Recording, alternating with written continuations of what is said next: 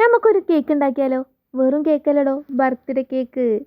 അപ്പോൾ യൂഷ്വൽ ക്ലേശകളൊന്നും വേണ്ട. ഗ്യാസ് സ്റ്റോപ്പുമ്മ ഉണ്ടാക്കിയ സാധാരണ വാനില സ്പഞ്ചാണ് കേട്ടോ. ഒരു ചോക്ലേറ്റിൻ്റെ സ്പഞ്ചായിരുന്നു എൻ്റെ ഒരു ലക്ഷ്യം. പക്ഷെ നടന്നില്ലടോ, ഒത്തില്ല. കൊക്കോ പൗഡർ ഉണ്ടായിരുന്നില്ല. പിന്നെ മെനക്കെടണ്ടല്ലോ എന്ന് വിചാരിച്ചിട്ട് ഞാൻ എന്ത് ചെയ്തു, വാനില വെച്ച് അഡ്ജസ്റ്റ് ചെയ്തു. അപ്പോൾ ഏതെങ്കിലും ബേക്കേഴ്സ് ഇത് കാണുന്നുണ്ടെങ്കിൽ സ്വന്തം ബർത്ത്ഡേക്കും മക്കളുടെ ബർത്ത്ഡേക്കൊക്കെ കേക്ക് ഉണ്ടാക്കുന്ന ഒരു സാധാരണ വീട്ടിൽ കേക്ക് ഉണ്ടാക്കുന്ന ഒരാൾ കേക്ക് ഉണ്ടാക്കുന്നതായിട്ട് കണ്ടാൽ മതി. നിങ്ങൾ നോക്കി കാണുമ്പോൾ ഇതിൽ ഒരുപാട് മിസ്റ്റേക്കുകൾ കാണും. പക്ഷെ അതൊന്നും വിഷയമല്ല എനിക്ക്.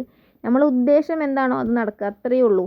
അപ്പോൾ ബർത്ത്ഡേയുടെ കാര്യം പറഞ്ഞത്, ഈ മാസം 19-ന് എൻ്റെ കെട്ടിയവൻ്റെ ബർത്ത്ഡേ ആയിരുന്നു. എല്ലാ പ്രാവശ്യം എന്തെങ്കിലുമൊക്കെ കൊടുത്ത് മൂപ്പര് സർപ്രൈസ് ചെയ്യിപ്പിക്കുന്നത് എൻ്റെ ഒരു ഹോബിയാണ്. പക്ഷെ ഇപ്രാവശ്യം എന്തോ സ്കൂളും കാര്യങ്ങളൊക്കെ ആയതുകൊണ്ടാവും ഒരു കിളി പോയ അവസ്ഥയായിരുന്നു. പോയ കിളി തിരിച്ച് വരാൻ ഒരു 19 കഴിഞ്ഞ് 20, 22 ആയി. അപ്പോൾ കിളിയൊക്കെ വന്ന സ്ഥിതിക്ക് മൂപ്പരൊന്ന് സർപ്രൈസ് ചെയ്ത് ഞെട്ടിക്കാം എന്നാണ് എൻ്റെ ഒരു ഉദ്ദേശ ലക്ഷ്യം. മൂപ്പര് ഞെട്ടോ അത് എനിക്കിട്ട് തട്ടുമോ എന്നൊന്നും അറിയില്ല. അപ്പോൾ ഇതാണ് ഞാൻ ഉദ്ദേശിക്കുന്ന ഒരു കേക്ക്. ഇതേപോലെ ആവുമോയെന്നൊന്നും അറിയില്ല. സാധാരണ ആവാത്തപ്പോൾ ഞാൻ പൂവും പുഷ്പമൊക്കെ വെച്ച് അഡ്ജസ്റ്റ് ചെയ്യാറാണ്. അങ്ങനെയൊക്കെ മതി. നമ്മൾ സംഗതി സെറ്റാക്കുക, അതാണ് നമ്മുടെ ഒരു ലക്ഷ്യം എന്ന് പറയുന്നത്. അപ്പോൾ നമുക്ക് ചെറിയ കേക്കാണ്, സിമ്പിൾ കേക്കാണ് സെറ്റാക്കുക.